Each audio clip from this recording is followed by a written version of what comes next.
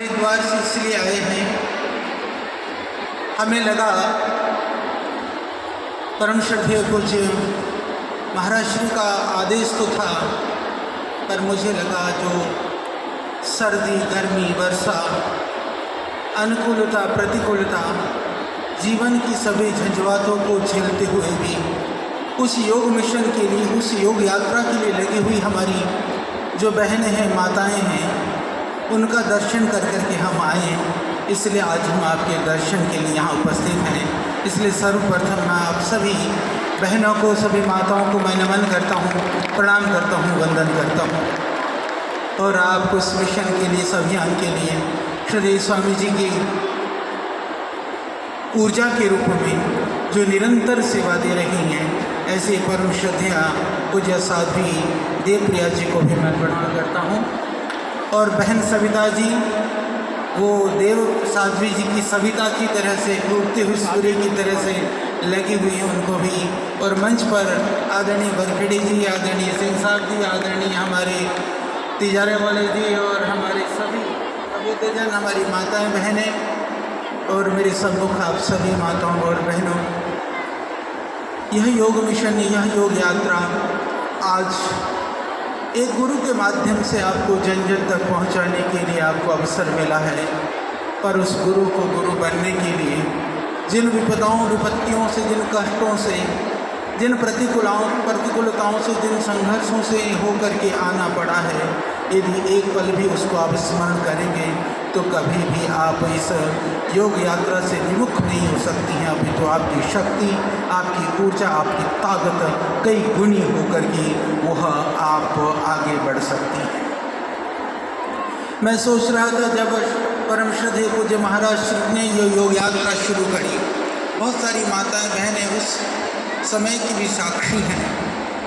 लोगों ने कहा कि बाबा ये कहते हैं कि योग से इतनी बीमारियां ठीक होती हैं, वो वस्तुतः बीमारियां ठीक नहीं होती हैं। जो लोग कहते हैं वो बाबा के खड़े किए हुए अपने लोग होते हैं। वो लोग तो सारे देश हमारा है, इसलिए वो हमारे लोग थे, पर वो लोग सच में रोगी थे जिन्होंने कहा था कि मैं रोग मुक्त हुआ।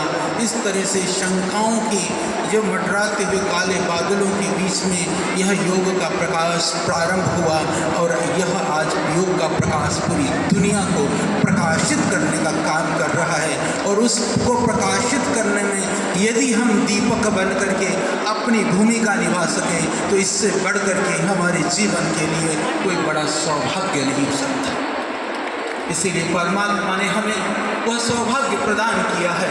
इठलाइए अपने सौभाग्य पर और जुट जाइए इस योग मिशन को जन जन तक पहुंचाने के लिए। बस यही आपने हृदय में इस दीपक को बुझने न देना, क्योंकि इस दीपक की रक्षा वह परमात्मा के द्वारा रक्षित है। इस दीपक की रक्षा तो स्वयं गुरु परम श्रद्धेय स्वामी जी कर रहे हैं। भगवान बुद्ध ने कहा था आपो दीपो भव, तो अपने आप को दीपक बना करके सोई हुई दुनिया को और दुनिया के अंधेरे को, इस तमस को समाप्त करने का कार्य आप सबको करना है। जीवन की अनुकूलता, प्रतिकूलता तो यह जीवन का अंग है। संपूर्ण अनुकूलताओं को तलाश करते रहेंगे तो जो प्राप्त अनुकूलता है उससे भी हम वंचित रह जाएंगे। परंतु यदि हम जो भी अनुकूलता, प्रतिकूलता है उसमें सृजन करने की सोचेंगे तो आप बहुत बड़े बड़े काम कर जाएंगे और दुनिया को पता भी नहीं चलेगा कि आपने किस तरह से इतने बड़े कार्यों का संपादन किया, और आपकी प्रतिकूलताएं भी इस तरह से कोने में दुबक जाएंगी। आपको लगेगा मैंने चिंता तो की थी प्रतिकूलताओं, अनुकूलताओं के लिए, पर परमात्मा ने सृजन के द्वारा सभी शंकाओं का निर्मूल कर दिया है। उस दिव्य स्थिति में आप पहुंच सकती हैं। तो आप लोग बहुत सारा अच्छा काम कर रही हैं, बहुत बड़ा काम कर रही हैं, और मैं ऐसा मानता हूँ यह सब मिशन और अभियान जो आप सेवा कर रही हैं, सच मानिए यह सेवा परमात्मा की सेवा है। यह सेवा, इससे सर्वोत्तम कोई सेवा नहीं हो सकती है। जिसके पास साधन होता है वह भी सोचता है कि मैं हॉस्पिटल खोल करके यदि कोई चैरिटी कर पाया, कोई सोचता है कि मैं हॉस्पिटलों में ले जा करके 10-20 लोगों को मैंने फल खिला दिया तो शायद उससे पुण्य मिल जाए। कोई सोचता है कि मैं स्कूलों में जा करके कुछ बच्चों को शिक्षा में कोई मदद कर पाऊँ तो उससे पुण्य मिल जाए। कोई सोचता है कि जो आपदा विपदा में ग्रसित हैं उनको भोजन अन्न आदि की सेवा के द्वारा मैं उनकी सेवा कर सकूं। सच में ये सभी कार्य भी सेवा के हैं, परंतु आपके द्वारा योग सिखा करके प्रातः काल आपकी योग की कक्षा में जब 10, 20, 50, 100 लोग होते हैं, उनमें से हो सकता है किसी को कोई महामारी होने को हो सकता है किसी को हार्ट की प्रॉब्लम होने को हो सकता है किडनी और लीवर फेलियर होने को हो, और आपके योग के द्वारा उस परिस्थिति से वो बचता है तो उसका पूरा पुण्य वह आपको मिलेगा। तो यह देश का दुनिया का सबसे बड़ा पुण्य का कार्य है। आपने थोड़ी सी तप की, आपने थोड़ा सा पुरुषार्थ किया, उसका महत्व लाभ इस समाज को मिल रहा है। परिवार से लेकर के समाज को जगाने का यह अभियान श्रद्धेय स्वामी जी के नेतृत्व में स्वयं भगवान के द्वारा निर्धारित अभियान है। यदि ऐसा न होता तो इस अभियान के जब पौधा प्रारंभ ही हुआ था, उसको मसलने के लिए, कुचलने के लिए बहुत सारे राक्षस प्रवृत्ति के, तमस प्रवृत्ति के, दुनिया के जो ऐसे लोग हैं, बहुत सारे लोग खड़े थे।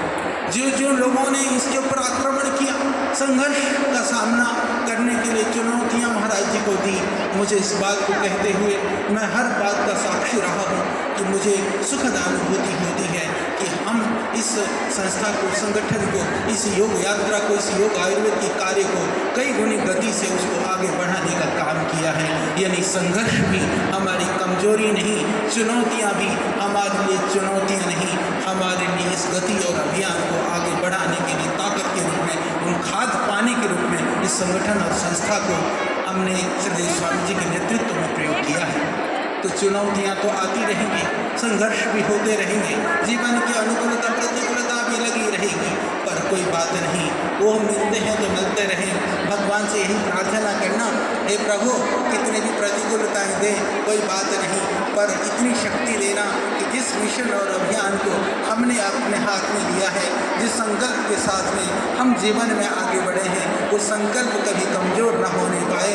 जिस अभियान को हमने अपने हाथ में लिया है, वो अभियान को जब तक जन जन तक हम ना पहुंचा देंगे, तब तक हमको विश्राम नहीं लेना है। इसी संकल्प के साथ आपको आगे बढ़ना है।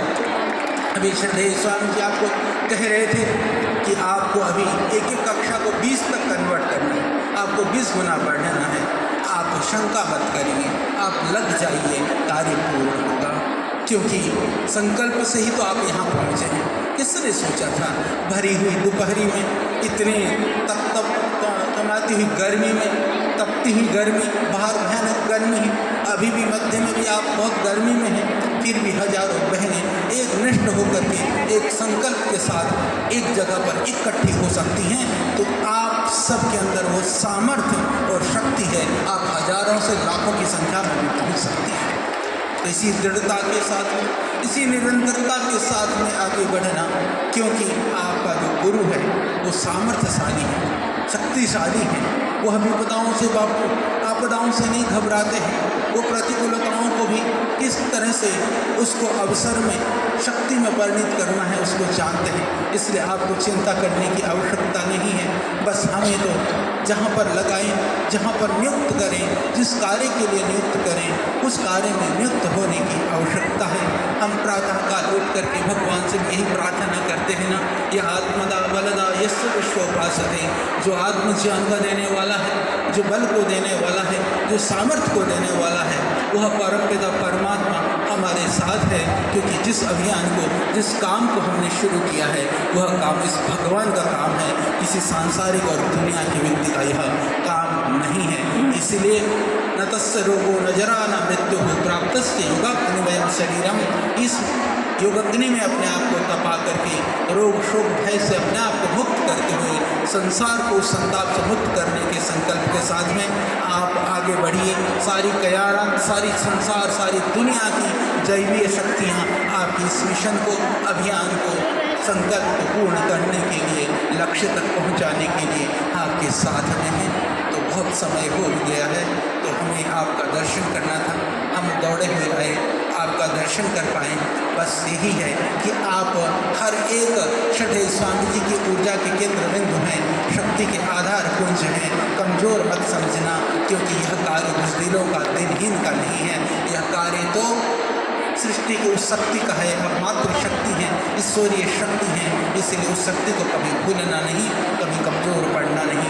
यूं ही आगे बढ़ते रहिए, जो लक्ष्य है अवश्य पूर्ण होगा। इस दुनिया को सनातन संस्कृति स्वदेशी के साथ में, स्वावलंबन के साथ में हम स्वस्थ और निरोग होते हुए देख पाएंगे। तो वह सुखद क्षण की आशा, उसी कल्पना से आपको आगे बढ़ना है। सबको बहुत बहुत नमन, वंदन और आप सबको मेरा बहुत विनम्र प्रणाम। बहुत बहुत धन्यवाद। प्रणाम श्रद्धेय आचार्य श्री को।